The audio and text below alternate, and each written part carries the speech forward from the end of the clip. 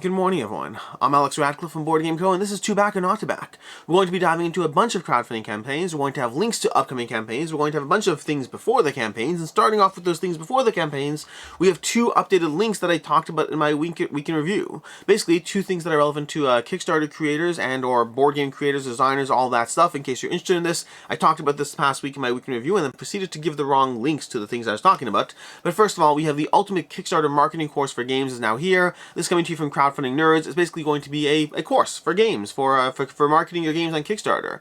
They're going to go ahead and have the price point over here. You can go ahead and check out, do all this stuff. I do get a commission if you do go ahead and buy into this, but this is basically a crowdfunding course. It's going to teach you how to market your game on Kickstarter, on crowdfunding, do all that. You can check it out. Bunch of industry vets and all that stuff. Could recommend it, all that stuff. But that's going to be the Ultimate Kickstarter Marketing Course for Games.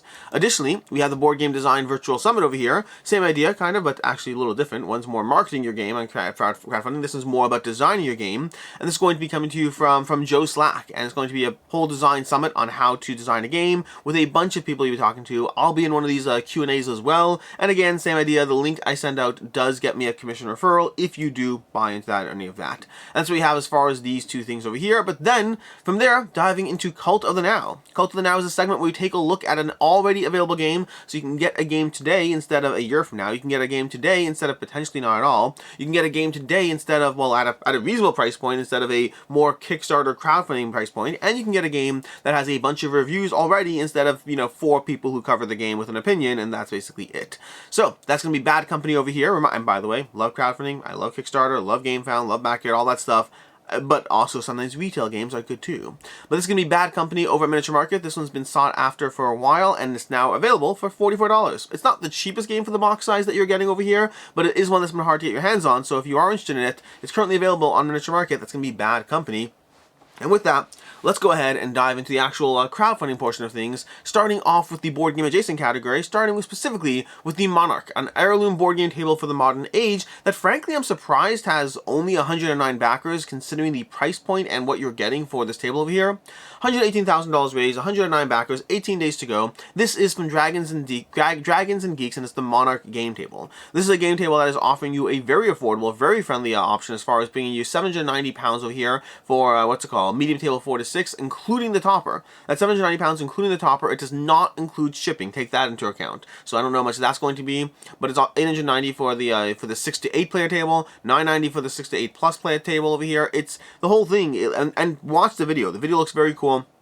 Great video, really does a good job showcasing the table and all that, and showcasing games on the table. But it's a simple, to-the-point table with a handful of accessories, nothing over the top, nothing crazy, has an inlay rail system. I have this on my upstairs table, different table, not from them, but I have the inlay rail system on my table upstairs, and it's my personal favorite way to have a table covered from the tables I've tried or had or all that stuff. I do like that a lot, and so they're going with a similar system. And again, a very reasonable price point as far as things go. Check out the shipping options, you have a few insets. It's nothing too over the top, it's nothing too crazy. It's specifically meant to be a low entry cost point as far as what they're offering over here. Again, I'm surprised them to have more backers considering how well gaming tables generally do and considering the price point and what you get for this over here. Do take into account, because I'm saying nice things over here, that they are sending me a table at some point. They were supposed to send me a table to showcase before the campaign, but it got stuck in like freight shipping and all that stuff. So I will be showing you the table at some point, so take that into account because I said a whole lot of nice things. But also, check out the price point and what you're getting here compared to other game tables that have been on crowdfunding. This is a great entry point table just from what I'm seeing. So I can't speak for the quality. I haven't touched the table yet, but just from what I look at it, it looks solid. But that's gonna be the Monarch and heirloom game table.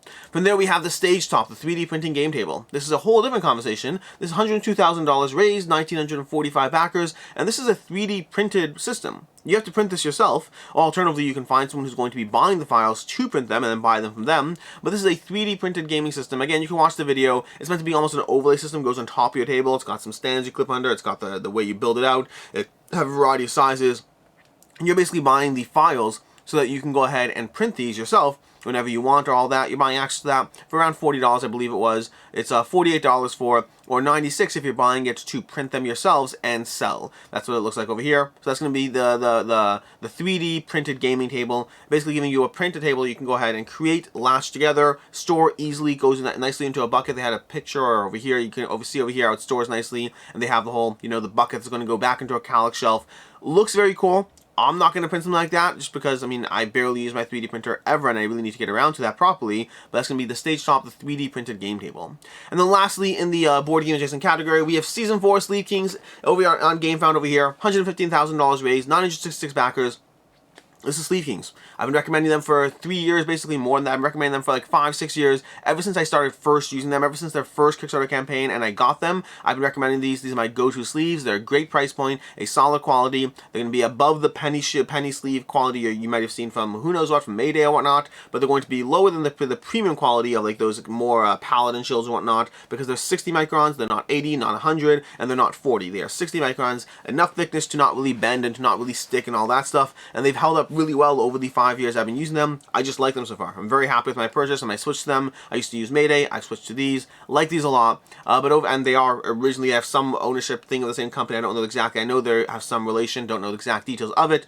But that said, Sleeve Kings, really enjoy these. Really recommend these. And these are your last opportunity to get in on these before they raise the price point on these. They're raising the MSRP in some way, and in general, their crowdfunding campaigns are the best deal. Over here, you can go ahead and get returning backers for $160 for 103 packs. It's a great price point. It's $1.50 per sleeves. There are going to be like the plus, $1 for this or that, if depending on the sleeve size you get.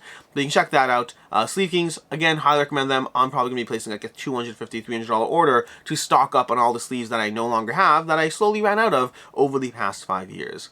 And with that, we're going to move into more cancellations and not funding. Although this time around I thought we were going to have a not funding, but instead we have a cancellation. We have the Phantom Epoch, a cooperative 1-to-4, the Phantom Epic. I believe it's Epic. I always want to say Epoch, and I believe it's pronounced Epic. The Phantom Epic, a cooperative 1-to-4 player role-playing board game, which unfortunately was canceled. This looks like it was, if you watch the video looks pretty solid. It looks like it was going for a Gloomhaven style vibe of, 40 adventures, a bunch of characters you're fighting with, and, various health trackers on the dials and all that. Those look very cool. Overall, looked very cool. I didn't see offhand, I didn't do a ton of looking into this campaign because it wasn't funding. I didn't see a ton of what makes it stand out from a Gloomhaven thing. What's the sell point? What's the pitch point? But overall, it did look cool. If you watch the video, definitely look compelling. Again, I was going to look into it more, but unfortunately it canceled, so I'm not at the moment. But we have over here Kickstarter campaign canceled for now, with plans to be launched later this year. So they will be coming back. They want to get they want to get the game into the hands of more people. They want to get more marketing, more whatever, and figure out what they need to do to get people in. I mean, again, I don't know how well these things are or aren't going to do, but I was definitely surprised it wasn't doing as well as it was.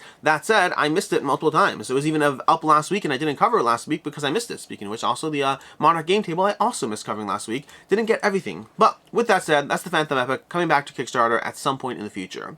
From there, we move into the actual crowdfunding campaigns, all the new campaigns, starting off with Once Upon a Line from Pert and Fracas in association with Lucky Duck Games. Once Upon a Line, the Butterfly's Breath, $138,000 raised, 1,600 backers so far, 11 days to go. Once Upon a Line is giving you a scratch-off word game adventure with a whole bunch of narrative. I think it's like 60, well, there's a ton of words. They said they had a word number somewhere, and there's a ton of words. I don't want to, where was it? Where was the word count? Where was the word count? Nope, 33,000 words. 33,000 words of narrative in this game as you scratch things off. Again, you can watch the video. Good video. Showcases the game. I have coverage of the game as well. You can check that out. This is a game where you're going to be scratching off on a grid words as you slowly uncover cards that will give you hints or tips as to what words are in the surroundings around you. So it's a half word search, half crossword, a little bit of neither of those, but also a narrative adventure with a character development and, picking your character, upgrading their skills and moving them along in this adventure. Lots of things going on as far as this kind of semi-campaign, semi-narrative, first scratch-off game ever, or first specifically scratch-off as opposed to like, hey, Pandemic Legacy scratch-off stuff on the side. But that's going to be Once Upon a Line over here. As far as the rewards, we have a bunch of rewards for the options. We have the Caterpillar's Walk. Let's see if they show you them nicely over here. We have the Why Back Now, get a free deluxe metal scratcher. That looks cool. We have the Kickstarter expansion, the Splendor and Degradation expansion. Some of the content is going to be exclusive, which means over here on the crowdfunding campaign, as well as on their website after the fact. And other stuff will be going directly to retail. There's going to be recharge packs as well for the content you're just scratching off and destroying. So you have that opportunity. I believe it's like an extra few bucks to get your hands on a set of 3 scratch-off packs it was. Let's see, we have over here $99, It is all unlocked content, the Butterfly's Beth, the Water Discontent recharge packs. It's a one recharge pack for the base game and 3 expansions. So not 3 recharge packs, but 1 for everything over there. But I'm not seeing the pledges over here offhand, so let's go ahead and show you these on the sidebar. We have €39 over here for the Caterpillar's Walk. That's going to be the core pledge over there. Then we have 89 for giving you a whole bunch of access to all the various content and expansions and all that. And then 99 is going to give you also the recharge kits in case you want that. So an extra €10 to be able to get the content you need to basically either replay it, to gift it, to sell it, any of that stuff. All those things will be available. So those things, you know, the recharge packs, they're not only on crowdfunding. You will have opportunities to get them in the future, but it's a question of, you know, the where, retail on their site and all that. But that's basically what's going on as far as this campaign, which brings us to the whole should you back it, should you not. And the short version is I'm hesitant on this one. I think this one, for the price point that it is, this falls into Lucky Duck's fairly typical category. And again, it's pertinent for AEGIS, but an associate with Lucky Duck, so it's kind of built that same way. But it's a bunch of content that is going to be into the unlocked expansion as you go. So they have unlocked exclusive content that you'll only otherwise be able to get on the website down the road. But a game like this, I think it is on the lighter side, and I think it's also not the cheapest game on the lighter side. It is very unique in what it's doing. I don't think the price is unfair, but generally the style of game that this is, with the fact that once you're looking at the €89 price point, €89 price point over here. Hi, child. I play a game. You want to play a game? Yeah. I have a guest visitor over here. This one. You want Undead or Alive? This one. Is that Zombicide? Yeah. Yeah, you want to play it? Yeah. Okay, but right now Abba's filming a video. No, look, I'm doing a video over here. You see? You see you over there? Yeah. And we're back. And so basically, Lucky Duck, going back to what I was saying over there, in general, Pernifarcus, Lucky Duck, the Once Upon a Line, they're going to be offering a bunch of content at a decent price point for what you're getting over here, but because it is a little on the lighter side, I do find they have a harder time holding the value, and also the nature of it being a scratch-off means to some extent you are in some way hurting the content, even if there is a recharge pack. So things like, you know, Charterstone are going to fall in that category where there was a recharge pack, but still the original game didn't do quite as good a job holding its value over there. So I think this is one where it's definitely unique, definitely interesting, definitely easier to get your hands on some of the content all in one shot, all in one place, as opposed to trying to hunt it down on the website later, but I don't think that it's one that's likely to hold its value. From there, moving on to Marvel United the Multiverse. $1 million raised, $11,000, 16 days to go, 11,000 backers, 16 days to go. Marvel United Multiverse is coming to the table with more Marvel United content. There's tons of Marvel United content in general. First and foremost, you do not need any of the content. That's the easiest, fastest thing I'm going to go ahead and tell you. You do not need any of the content over here. It's all nice. It's more heroes, more stuff. There's some equipment to, like, you know, mix it up a bit. There's going to be various expansions that give you different gameplay adjustments. There's going to be the new solo mode. And if you really want that, honestly, you could probably go ahead and back the core set. Not back, buy the core set in retail whenever it shows up. So you can spend, you know, the $20 whenever it goes on sale next and buy the core set and get the solo mode. That said, if you do want to get stuff, there's a ton of stuff you can get over here at a not crazy price point. It's just if you have a lot of Marvel United content, you just understand you don't need all the Marvel United content. Yes, I am backing it. I'm sorry. Do as I say, not as I do, but not even do as I say. Not even do as I say. I guess my thing here, my thing with Marvel United is very specific.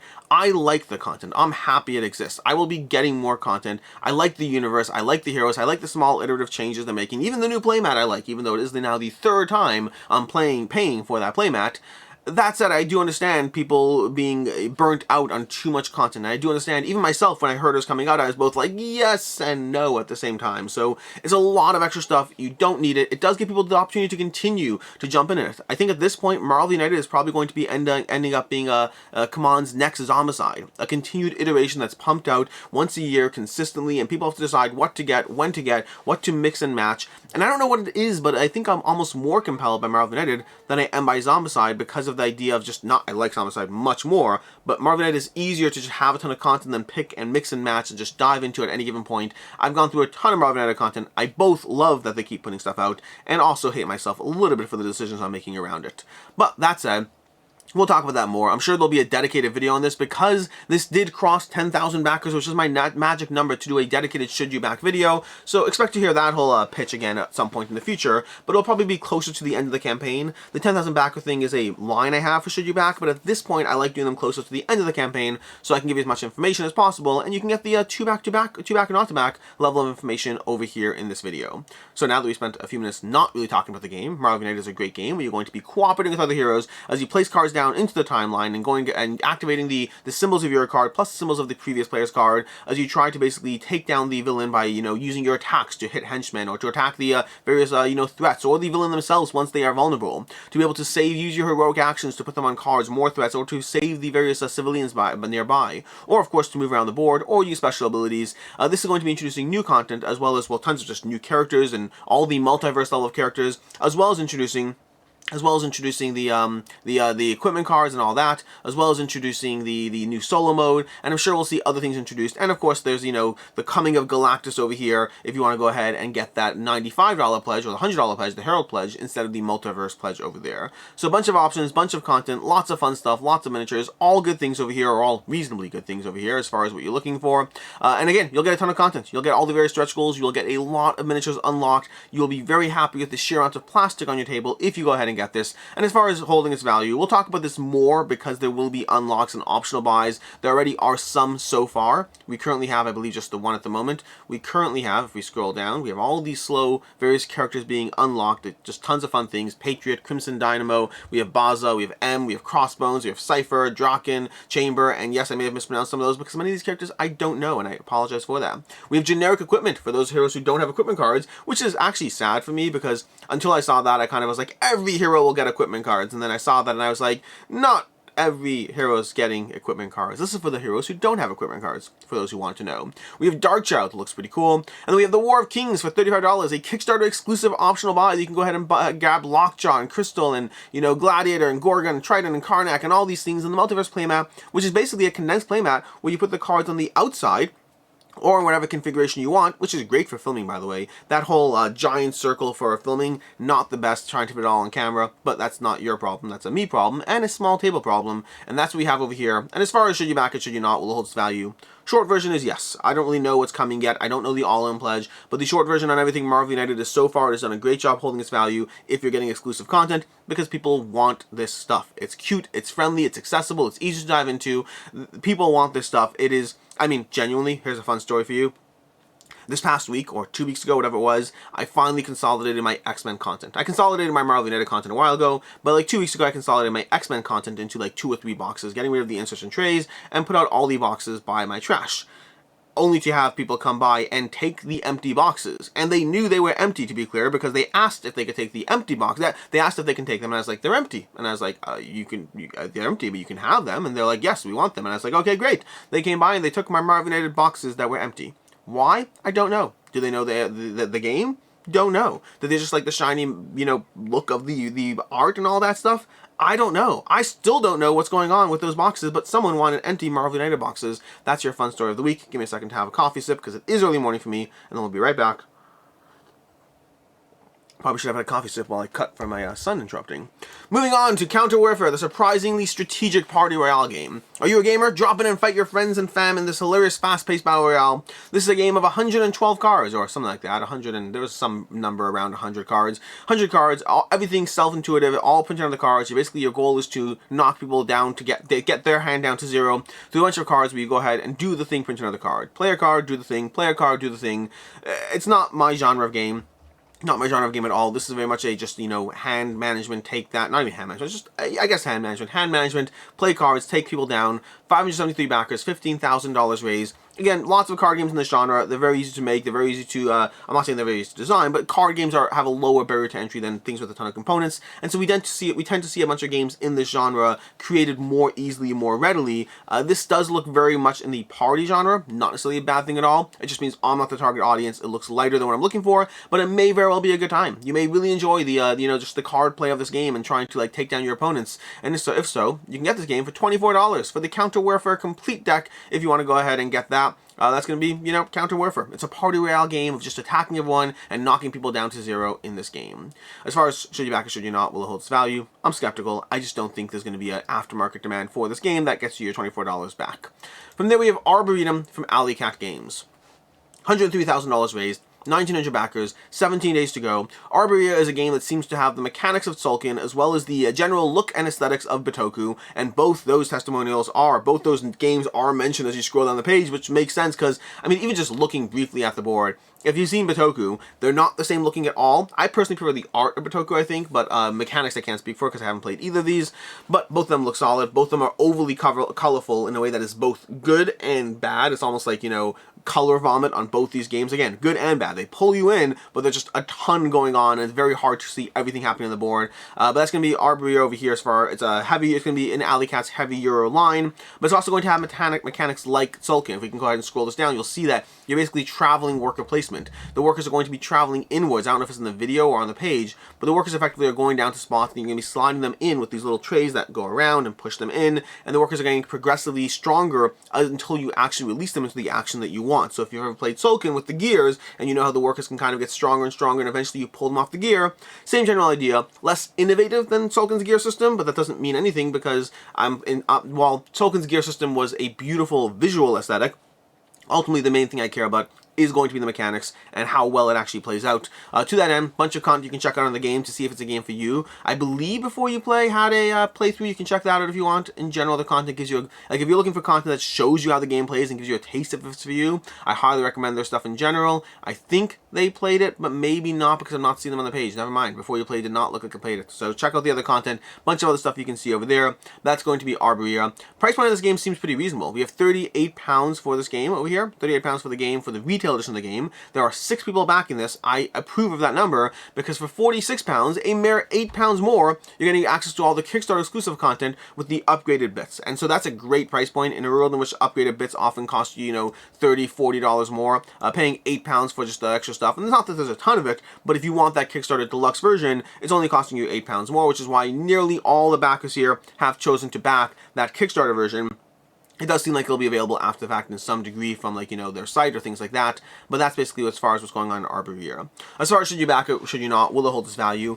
I think it will. I'm not confident because it's definitely hard to say with these games, but in general, heavier games tend to do better. Alley Cat games have always done decently on Kickstarter. They've always done decently as far as holding the value, but you do take a small hit. You lose $10, $15 on the value when you go ahead and sell it, but that's usually for their lighter stuff. Heavier games tend to do better in general as far as the resale value, and that will go to the fact of Arborea. If Arborea is not a game for you, I think you should probably be able to get your money back on that Kickstarter version, specifically, not the retail version. But again, obviously back it if you're interested. This is just if the game isn't for you, what makes sense or not makes sense and all that. I think it's likely to hold its value. Not a guarantee, but probably close by somewhere there. As far as the next one up, we have Coal Baron, $32,000 raised, 443 backers, 24 days to go.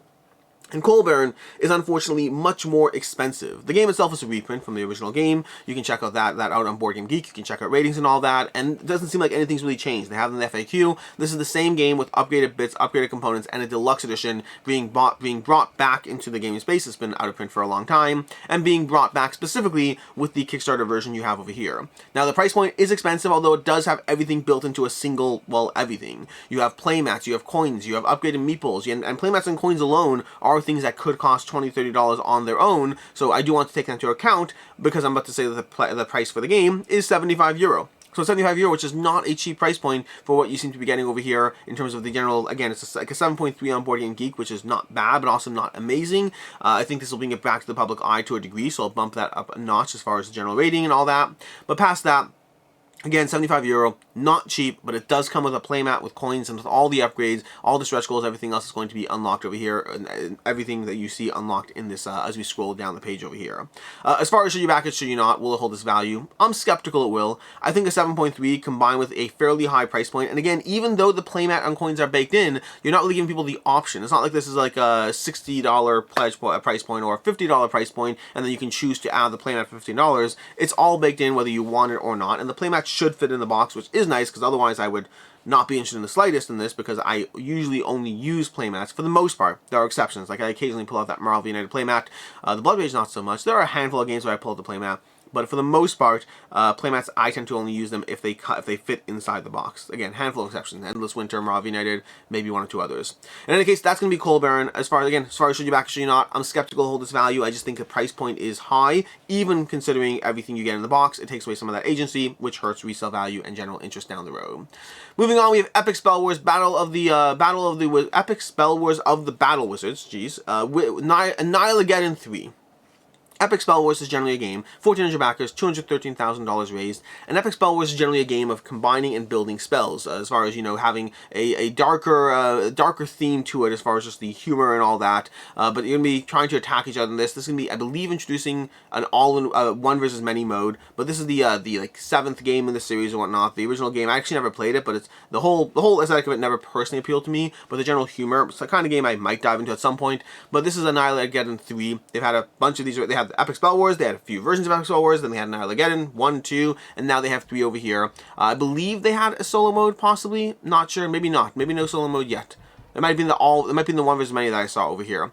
But it's basically more opportunities to get in on, well, all the Epic Spell Wars content. It's going to be $45 for the base game, $95 for if you want, you know, the Annihilageddon, and then the Diabolical Infernal playmat and sleeves. So again, factor in $95. It's an extra $50, but you're getting sleeves and a playmat. So again, going back to the last campaign we just talked about, that's a lot of money for sleeves and a playmat, but you are being given the option as whether you want it, so you can check that out. And it seems it's not ton of demand for that one, but then once you go to $115, you go to the Devil Pledge, you start getting more things over there as well. You get the Anarchy at the Arena as well, and then at $225, you get Satan's Favorite, and you get the Anarchy at the Arena. We get the Ultimate Tome of Defecation Unification. Yes, I just said that on YouTube. We have Fantastic Friends, Year 2 12-month membership, and that's what we have over here.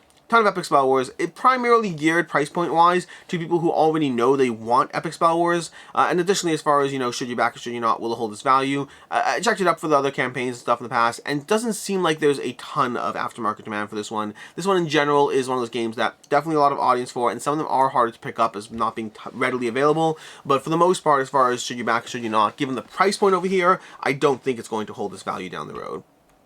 From there we have Welcome to Hollywood, or Hollywood 1947, a movie-making game of strategy and deduction. This coming to you from Travis Hancock of Facade Games. 6,400 backers, $426,000 raised. In general, Facade Games has done a tremendous job of building a very specific type of game. This is like their 4th or 5th in the Dark series, I think it was called. Dark Cities trilogy, quadrilogy, but this is not technically a city. I guess it's a city. Hollywood is definitely a city. Yeah, we're going to call it the Dark... Yeah, that makes sense. They've built a bunch of small box games all around a city and a specific theme and whatnot, and Hollywood 1947 seems to be leaning into a very Resistance One Night Ultimate Werewolf kind of vibe. This takes place in the, you know, a time of propaganda, 1947, when Hollywood's been infiltrated by communists, slipping propaganda into the movies, and you need to figure out who is doing what and which side they're on in this game. But in this game, you're going to be going ahead and playing as one of several roles. I believe there are 9 roles, 9 different jobs, and the expansion is going to add one more as well in case you want that. Each of them giving you a different way you impact the game state as you try to build films together and see ultimately who is on which side, and slowly try to weed the communists out of your mix in this game. That's the basic idea. You know, again, if you've played Resistance, it's that kind of thing. You're kind of voting on missions, which in this case are the movies. You have the different roles, the 2 different sides. There are many, many differences in terms of the gameplay. By no means this is a Resistance clone. This is that kind of general genre. And this can be Hollywood 1947 with a bunch of exclusive deluxeified content you can go ahead and get your hands on, including these metal miniatures and all that. And then also the ability to get your hands on any of their previous games, or many of their previous games, or many of the deluxe versions of their previous game throughout the campaign. Price point is going to be $27 for the Hollywood 1947 plus the costumes pack, or $44, not $144. $44 for the Hollywood 1947 Deluxe plus the costumes pack, but this is specifically the deluxe version of the game. In general, as far as should you back it, should you not, Facade Games have always been tricky in the sense that, and this one, I don't know how it's going to go. They have a lot of games that do very well on crowdfunding, and they build up that audience. As far as the aftermarket on their games, you tend to lose a little bit, but also if you want the deluxe stuff, this is the easiest way to get your hands on their games. So I would say that my general recommendation over here would be, if you're interested in the game, the deluxe is the only one I'd really recommend, otherwise wait for retail. So if you're interested, go ahead and get the deluxe if that's something you're interested in, but understand you also probably will take a small hit if it turns out to be a game that's not for you. All small is relative. It does depend on the game, and it also depends on when you sell it as far as how quickly you play it, how far down the road. Some of the games have done better than others down the road, but in general, their games don't do amazingly holding their value. This makes sense. Small box games generally have that harder time just because of the shipping and the extra impact that has. Moving on to AEGIS. I think it's AEGIS. AEGIS? I never really know. AEGIS Combining Robots Season 2. At some point point I will know, because I'll see the comment of the person, because I've said this before, and then sometimes I see the comments that tell me what it is, and sometimes I don't, and sometimes I remember to look it up, and sometimes I don't. But at some point I'll get it right. AEGIS Combining Robots, Season 2, 546 backers, $63,000 raised, 25 days to go. This is a game of combining robots, although there's we'll get to it soon. It's an all-new standalone expansion plus reprint. Build your team, unite their power, fight to victory in furious tactical battles. Basically, you're going to have a ton of cards representing the various robots, and then you're going to combine them to create your team and combine them to create your robot as you need as you go into head-to-head in this game of, I believe this team modes as well, but Board Game Geek has this rated as playing best at 2. This is a game that already exists, already available. You can check this one out. It doesn't have a huge audience, but it's one that I've definitely seen and has always pulled me in with the general color scheme and whatnot. And it's rated like a 7.6, which is certainly not bad for what this game is doing as far as being a skirmish game where you take a ton of robots and build your team out. And the game is going to cost you $10 for the 2018 upgrade if you just want that, and $59 if you want the second edition, or if you want $79 for second edition, all the new stuff over here, bringing you the scenario book, the digital PDF, the first edition upgrade pack. Why would you want the second edition core box? Why would you? I guess if it's different content, that make sense. Yeah, second edition core stuff, maybe, I don't know. But over there, $99 for the 6-player deluxe. A bunch of pledge options over here as far as how heavily you want to jump into this game. Again, overall reviews seem to be pretty solid. I do recommend checking it out. I saw one thing that was interesting from the campaign. If I want to scroll down, there's a testimonial I saw that was intriguing. Bunch of content creators have played the game. Bunch of people have touched. I've covered the game in some way. You can see a bunch of testimonials over here. And then I saw one thing that was a little intriguing, which is I won't cover this game, but I will ask for a free copy at Gen Con after it's successful. Says Board Game Media Guy. I feel like someone might have not covered one of his games in the past and asked for a Gen Con after the fact. I apologize for that. That's not me, to be clear. That's not me. I've never asked for Aegis at all, but I just thought that was interesting. It's like a weird. It's a weird, and maybe this is just me as a content creator, this was a weird chip on your shoulder kind of thing that I thought was weird. But the good news is I definitely will be very, very mindful not to ask for a copy at Gen Con because I would feel very awkward at this point. But that's going to be AEGIS Combining Robots, 546 backers, $63,000 raised, and that is that's the game, and we'll move on from it.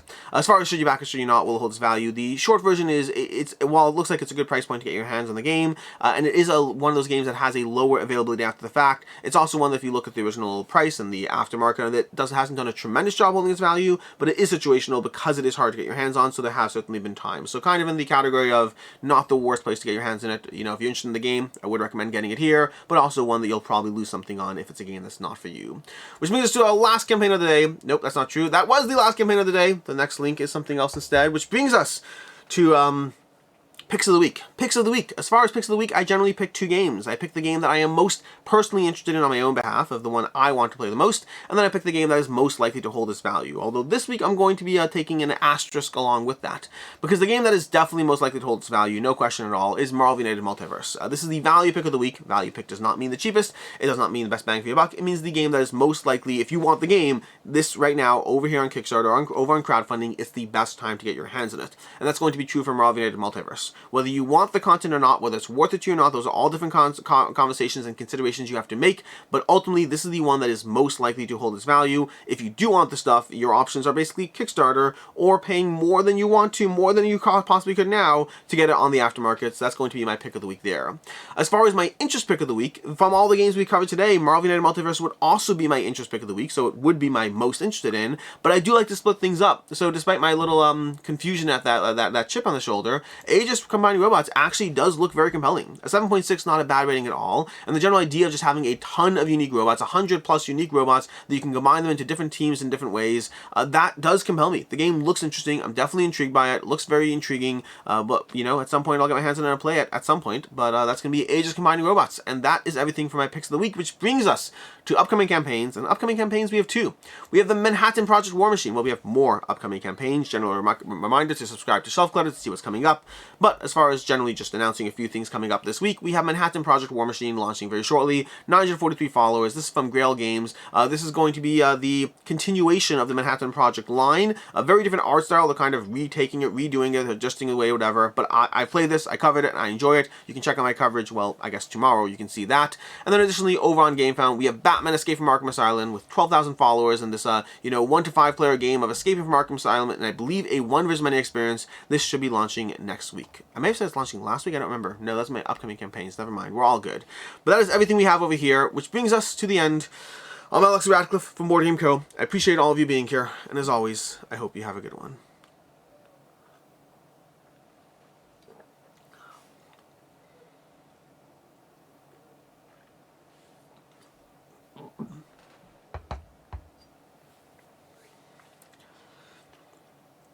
There are 2 muffins in an oven. One turns to the other and says, "Wow, it's getting hot in here." And the other one looks back and goes,